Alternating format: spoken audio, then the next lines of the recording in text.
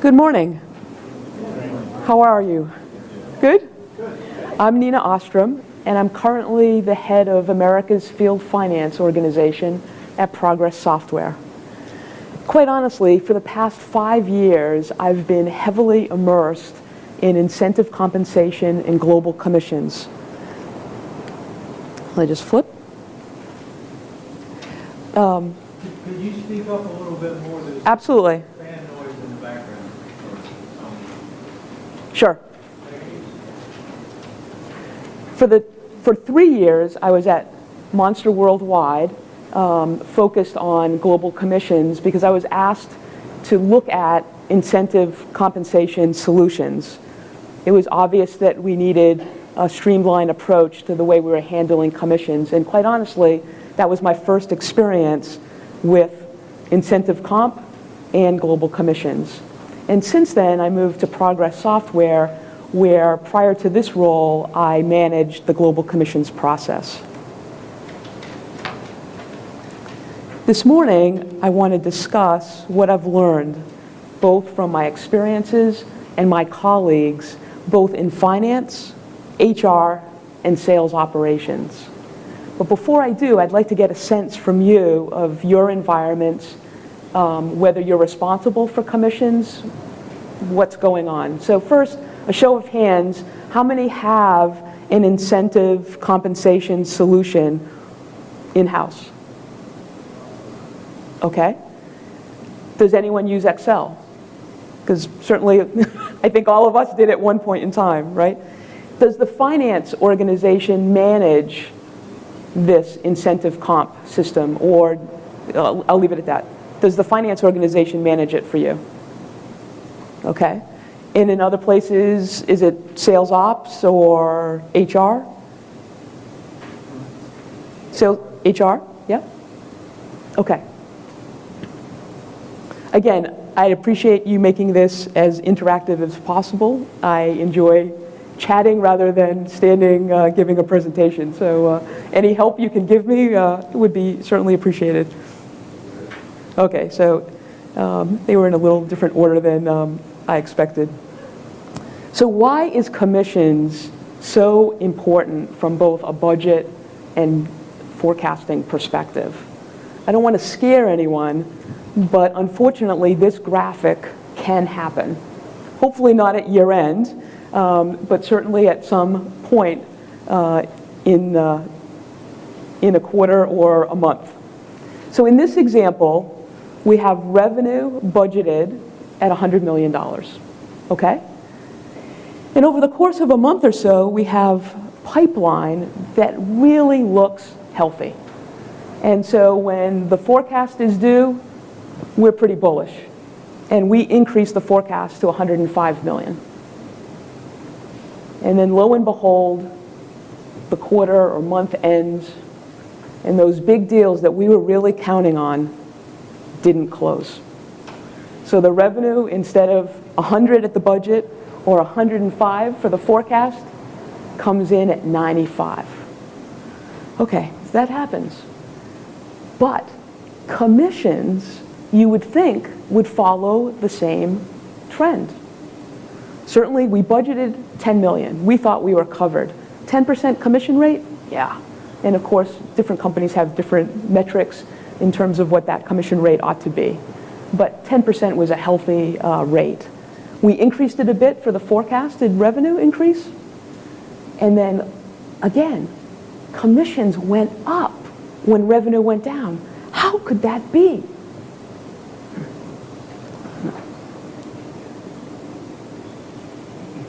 So not only do we have an incredibly perplexed finance team, but if we don't manage incentive compensation from an operational perspective, we also have a sales management team that is having sleepless nights.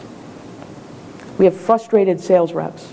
We have frustrated sales reps because either we're not paying them accurately or we're not paying them timely. So they are doing their own calculations to ensure the results are correct. So they're doing everything but focusing on selling. Not good.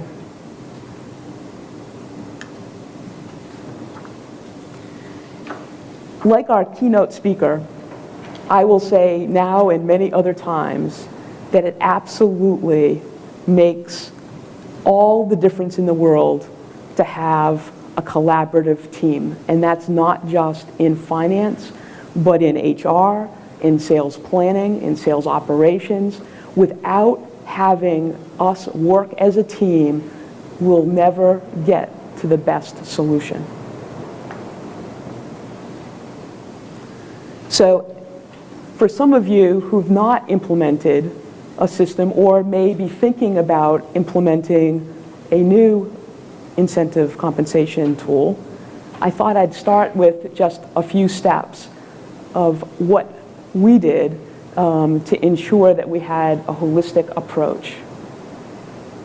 First, you need to make sure that the sales or services or marketing incentive plans make sense, right? Are designed well. A tool is not going to help you do that. So you certainly need to spend upfront work with your organization to make that happen. Certainly next, you need to select the right incentive compensation tool for your organization. A system implementation is predicated on having good design and, if you can, integrate with other existing applications. And the secret sauce for us, and I think quite honestly for any system implementation, is to ensure that you have the best designed reporting that enables you to do ad hoc modeling easily. And last, but certainly in this day and age, the most important is when you're engaging in a new system implementation, take advantage of that to ensure that you've implemented a closed loop governance framework, especially when we're dealing with people's pay, right? So I'm going to go through each one of those points in more detail. So I certainly am not an incentive comp expert. I'm a finance professional, but I will say that I've spent lots of time with colleagues as well as consultants to ensure that we align the plan with our strategic goals. You want to make sure that you're motivating sales, service, marketing with those metrics that you're trying to drive the overall company to attain. Any questions about that?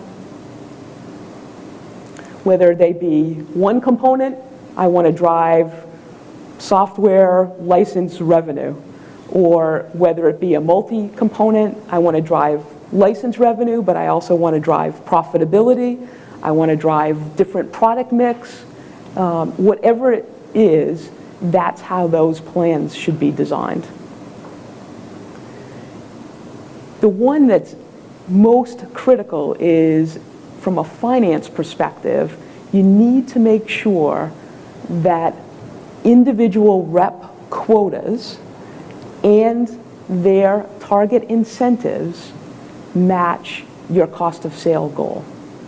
So if your cost of sale goal was, let's say, 10%, and I won't comment on whether that's high or low, but it's easy math, and your target incentive or your variable compensation is $75,000, then that rep should have a quota of at least $750,000, 10%. Now, we could say it needs to be lower because then you have the management chain to take into account as well to get to the overall 10% target. But that's what I mean by aligning quotas and target incentives. You certainly want to motivate the sales team. And I don't think I'm the only one here that motivating sales means paying them well. And you certainly want to make sure that this plan design pays the top performers market rates. And so again, when you're looking at your plan components and your tier rates for performance, If they exceed their quota, then you need to have a multiplier that pays them for that above average performance, okay? And then naturally, you really want to make it as simple for them to understand and as transparent. And so certainly at Progress, we have involved the sales management team, who have been absolutely instrumental in ensuring that everyone is paying attention to ensure that the crediting rules are correct, and that all the calculations and results are also accurate, and that then we can assure that the reps and the managers get paid accurately and timely. Any questions before I? Oh, quiet? Okay. So the process that I used at Monster to select the right incentive compensation tool came to these sort of design points. A flexible design. Similar to Excel, we all love Excel, and I'll be the first to say that we certainly use Excel in lots of different ways at Progress, and did at Monster and every other place that I worked.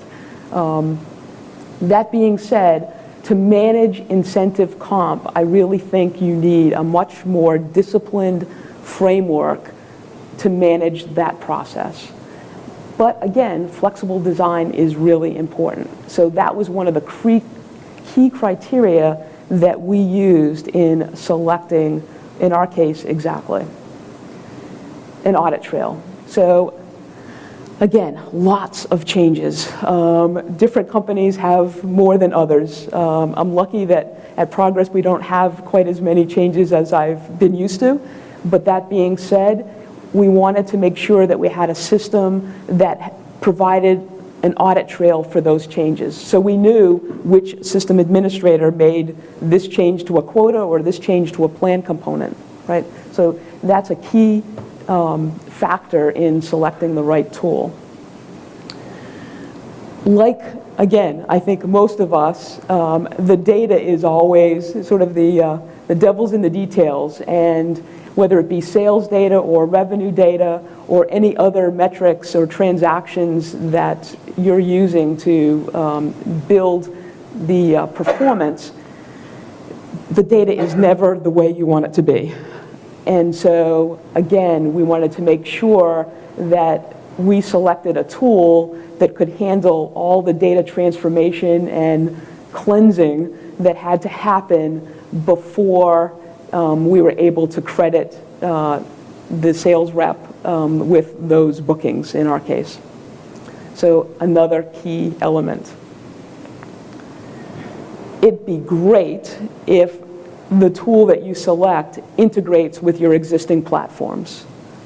To have a link from your order management or CRM system, to have a data flow from HR so you make sure that you have all the people information fed seamlessly, and then even better to have a data extract at the end of the process to feed to payroll so that you know that all of the data that's going to be used to pay people is coming from this source system.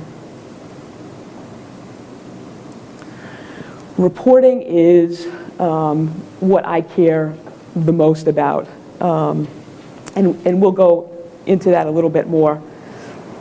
Easy to administer. This is where we talk about staffs. Depending on the staff that you have in place or your plans to staff appropriately, you need to make sure that you have the in-house capability to manage the tool. So there are lots of tools out there that might have better features and functionality, but might end up taking an IT organization to administer. If that's what you want, then those tools certainly are the ones to look at. If you prefer to manage the tool within your own group, then again, you need to select one that is easy to administer. And of course, we're finance, so we care about how much this is going to cost. And we certainly want to select a solution that is cost effective. But quite honestly, certainly at Monster and I think at Progress as well, the decision to invest in an incentive management tool was pretty straightforward. When we're looking at sales and sales performance, it's pretty easy to use that metric to say you could improve it by even 0.1%, and that would more than pay for the incremental cost of implementing a system. Also, again, depending on your current resources and your plan after the implementation, in some cases you may be able to displace a staff member with a much more streamlined approach.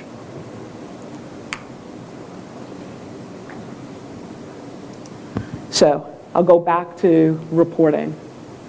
I don't know if it was my background in Hebrew school or what, but I definitely think of right to left when I'm doing any kind of system implementation. So I want to make sure that the reporting is spot on. What is the worst nightmare for me is we implement a system and say, oh yes, and I'd like this report and this report and that report, and they'd be like, oh gee, sorry, those are great ideas, but we didn't design it that way, so you really can't get that reporting. You could do this and that and then download it into Excel and switch a few things around, and then you probably have it. No.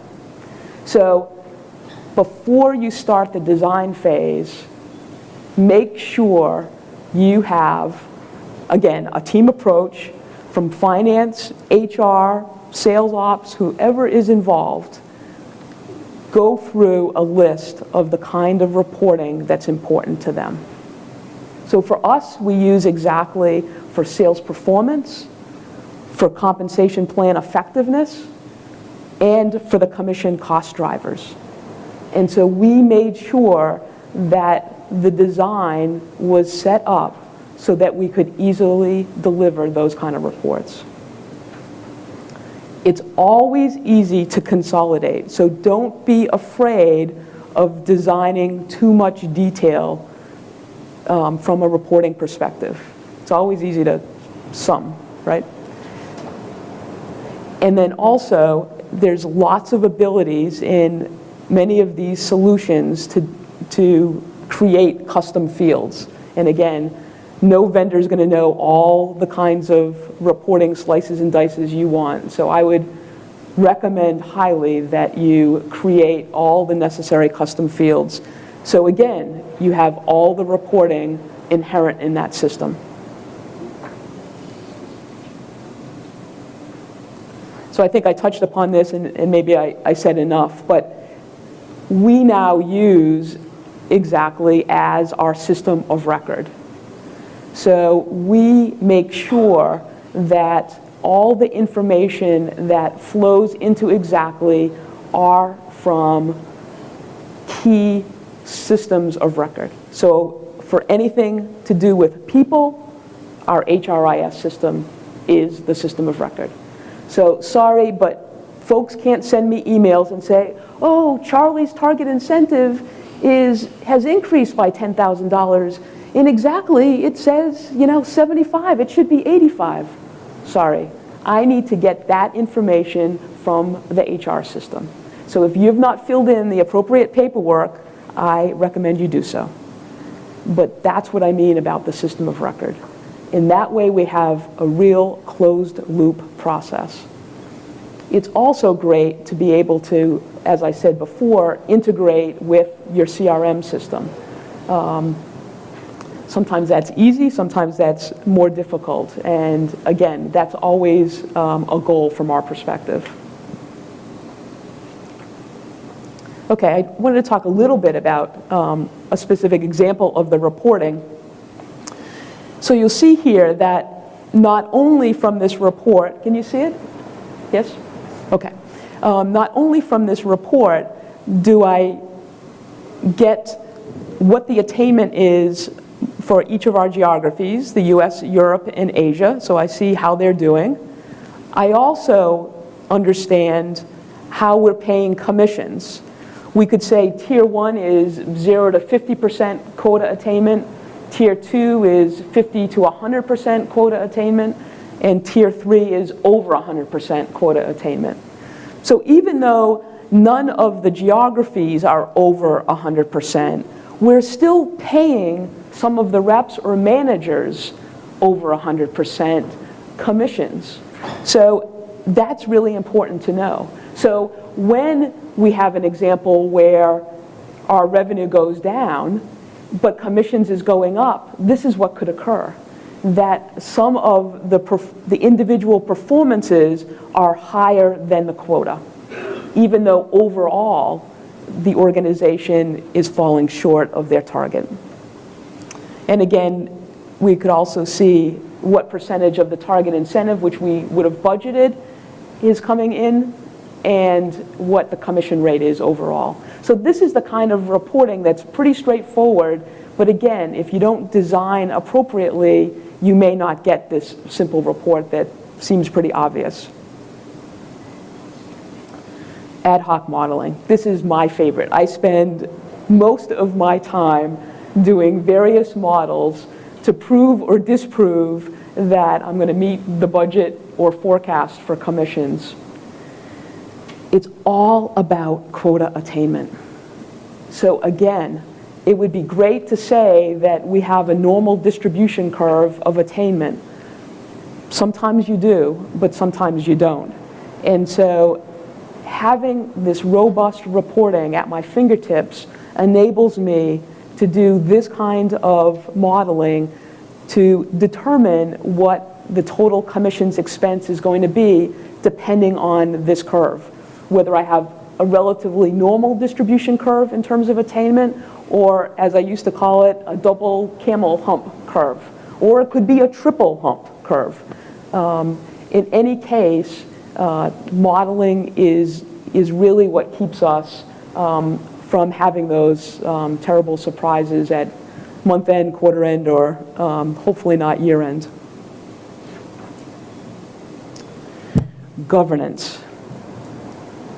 I'm sure all of you have been audited at one point or another, and let me tell you, it is a great feeling when the auditors come and you're able to explain a closed loop process, provide them all the appropriate detail ad nauseum that supports every single point of the process flow, and then reconciles all the payments with performance. They're just like, wow. And that's what I want them to say.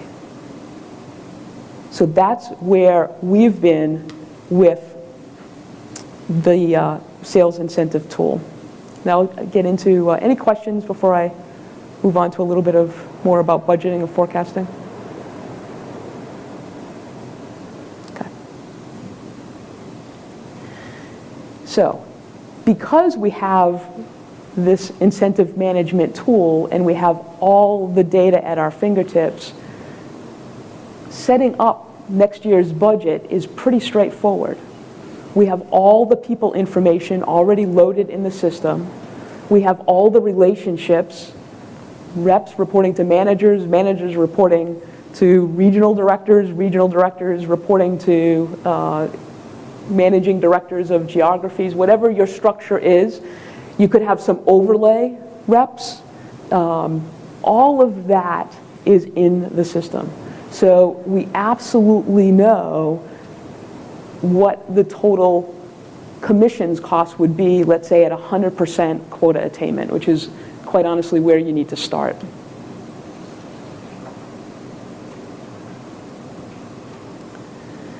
Not only do you have that information in the system, but you have sales management and the reps themselves looking at exactly their incentive statements, maybe every day or maybe monthly, depending on how many times you refresh the system.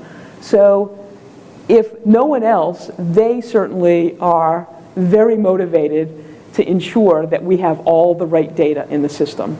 And so they're the best folks to to tell us, wait a minute, that target incentive isn't right, or that quota isn't right. Now, it doesn't happen many times, but again, we're certainly glad to have them to help us with that, especially during budget time.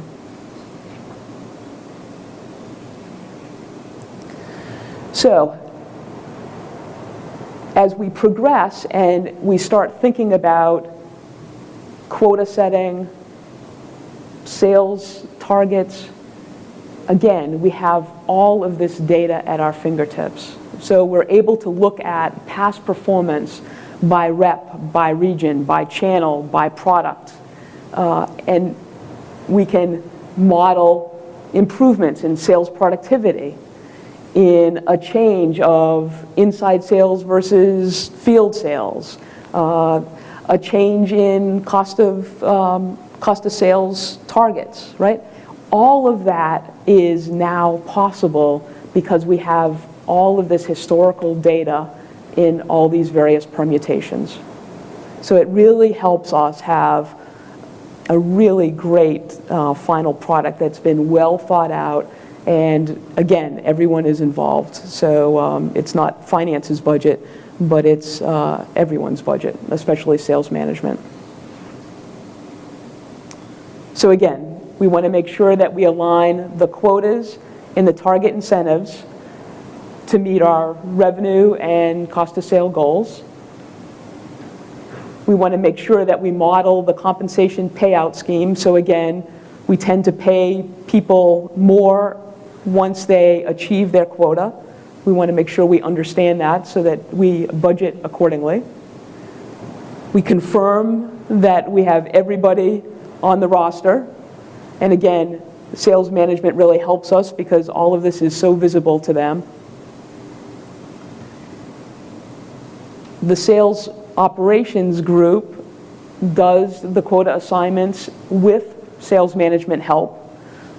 And for budget purposes, what is another piece that really helps us is to make sure that the sum of the sales rep's quota is a bit higher than the sum of the manager's quota, which is a little higher than the target.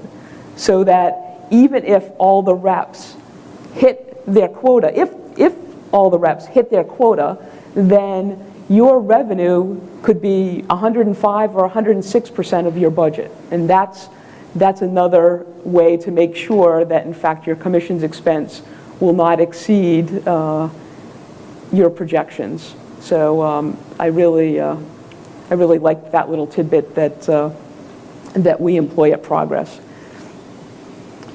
Also, from a cost of sales perspective, we have been talking about target incentive, but certainly another analysis is to look at their base salary as well as their target incentive or incentive comp to make sure that the overall compensation package is in line with your cost of sales target.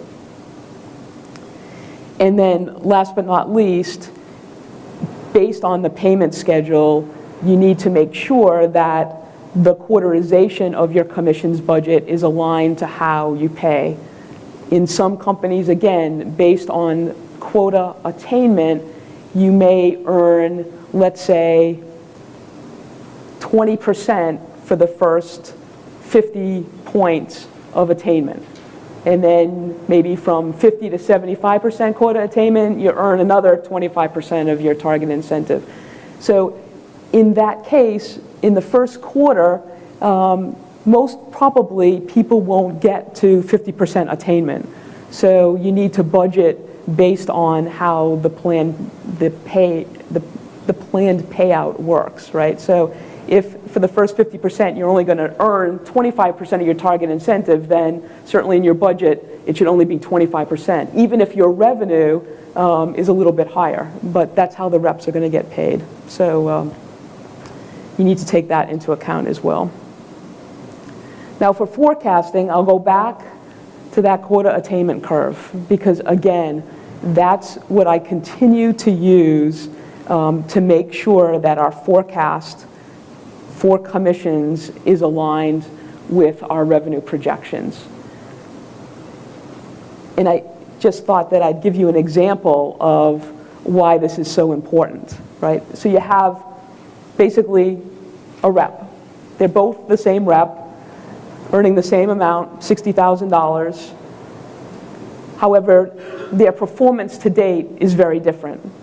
Rep 1 has a 40% quota attainment, and Rep 2 is already at 100%. So based on that fact, if both of them sell the same 100K deal, or different deals, but same amount, 100K, the first rep is only going to receive $4,200 for that deal, yet Rep 2 is going to receive $12,000 for that deal because the second rep has exceeded their quota, and we have accelerators in place for that performance. So when our controller asks, gee, I don't really understand why you don't know to the penny what you're going to pay commissions in Q3 or Q4, I say, the reason I don't know is because I don't know who is going to close this deal or that deal in the pipe. And I can model it to heart's content, but if for some reason some new deal comes in or some deal closed that I was expecting not to close, maybe not for another quarter or two, then the results on commissions can be very different. So that's why commissions ends up being a little bit of an art and a science that for those folks in finance and other parts of the organization that really don't understand the inner workings struggle with what's the big deal. That's it. That's it in a nutshell. So, instead of debating with colleagues of mine whose model is better in forecasting commissions, I decided to use a sandbox environment that we have with Exactly. And what I now do is take the opportunities, the pipeline opportunities from, we use Salesforce.com, I weight them to get them to equal what our revenue forecast is for the given time period, let's say for Q4, and then I load that data by rep into Exactly. It's a copy of our production system, and then I let Exactly tell me what the resultant performance is by rep, but most importantly, what the commission is.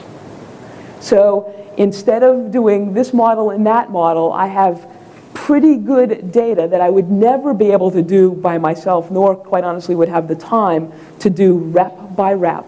Now with just a couple of downloads, a percent of the pipeline that I think they're going to achieve to hit the revenue, I have a commissions forecast that is reasonable as anything that we could ever model ourselves. So that's, for me, that's really the icing on the cake. So, to sleep well, if incentive compensation is in other parts of your organization, it doesn't matter. Finance needs to be involved. We all need to be involved. Every voice needs to be at the table because we all have different perspectives, and it's really important to get those perspectives and have this holistic approach. You need to invest in the right tool. We know that we can spend hours and hours and have the right staff or not have the right staff, but without the right tool, we're really at a real disadvantage. And we've learned that with the tool comes reporting, and making sure that you define those reporting requirements during implementation is instrumental in having a successful implementation.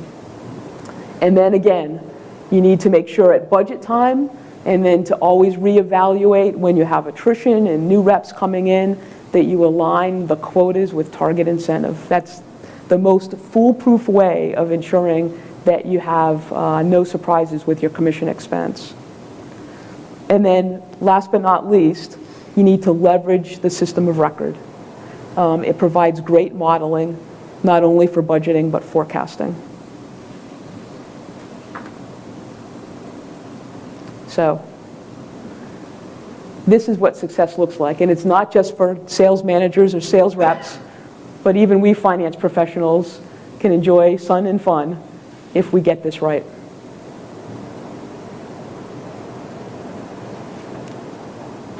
Questions, answers, comments, discussion, kind of zip through that. How do you forecast for a new product line that that should becomes extremely difficult if it's how do you budget for a new product line or a new set of sales for folks that you're actually getting in the door? So again, you have to start at the beginning, which is with a sales incentive plan, right? So you need to say, first you probably have to start with what's your revenue target, what's the sales productivity goal, so how many sales reps and what's the mix, how are you going to sell it, is it direct or indirect from a channel perspective, right? You really just have to go through the steps and what kind of compensation plan do you have in place for other reps in your organization? Is it going to be similar to that or different from that? And from those components, you can then determine what a reasonable cost of sale would be for that new division. Does that tool that you have help you model that? It does.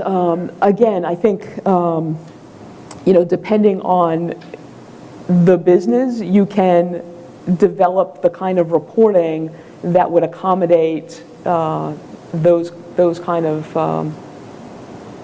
reporting requirements. So yeah, absolutely. The data is there, and you can then manipulate it any way you want to do that kind of modeling. Yeah. Yes? I have two questions. Sure. First, how long was the process that you went through selecting the exactly tool, Mm-hmm. and why did exactly win out over your other choices? I started in March, and I began implementation in June. Okay, so not too bad, a few months. We looked at, I would say, 5 or 6 tools, and for us, the biggest part was it looked pretty slick and sexy, and I involved sales reps and sales managers at the time to make sure that they liked the look and feel of it. That was number one, quite honestly, and number two was that I had a staff in place that never managed a tool before. So I wanted to make sure that that tool was pretty straightforward for them to learn, because I didn't want to have to rely on Exactly or a third-party vendor or the IT organization to help us. We had lots of changes, and so I wanted to make sure that we were self-sufficient. So those were the two key reasons. A third probably was the reporting capability and somewhat of a data mart that enabled us to do all kinds of analytics. I certainly wanted to make sure that the solution that we picked gave us that, because that was something that we were really missing, and it took us an inordinate amount of time every month to produce the reports that not only the CFO wanted, but in our case, the CEO. So yeah, so that was it. You're welcome. Did you have another question, I thought? Or? I was going to ask you, my second question was, I can see using that tool for align, relationship managers. Is that scalable to the larger sales infrastructure, like your division managers, your regional managers? So we use it for everyone globally, all sales management, professional services, pre-sales, and marketing. So that population are all on incentive compensation plans. They all have access They all see it and live and breathe it every day. Yeah. Who owns it, your HR function or your sales management function? Finance. Okay. In our organization, finance owns it. And in fact, at Monster, I was in finance and I owned it. Part of it, at Progress, it used to be managed by sales operations, and then we moved it into finance, but really our role became, as my title shows, finance and operations. So our role at Progress is much more operational, with a much more of an operational stint to it. At Monster, we decided to have it reside in finance, quite honestly, for segregation of duties, to make sure that there was a check and balance. So sales operations was responsible for quota setting. We had, in fact, a separate sales finance organization that sort of made sure that all the costs, sort of triangulated. But then my group was separate from that, that administered, first implemented and then managed and administered commissions for the organization. But again, lots of different models work. I'm not saying that it can't be in sales ops or HR. It can be in lots of different organizations for sure. All I do say is that everybody needs to be involved, though. So as we say, the devil is in the details, and we need to know those details too.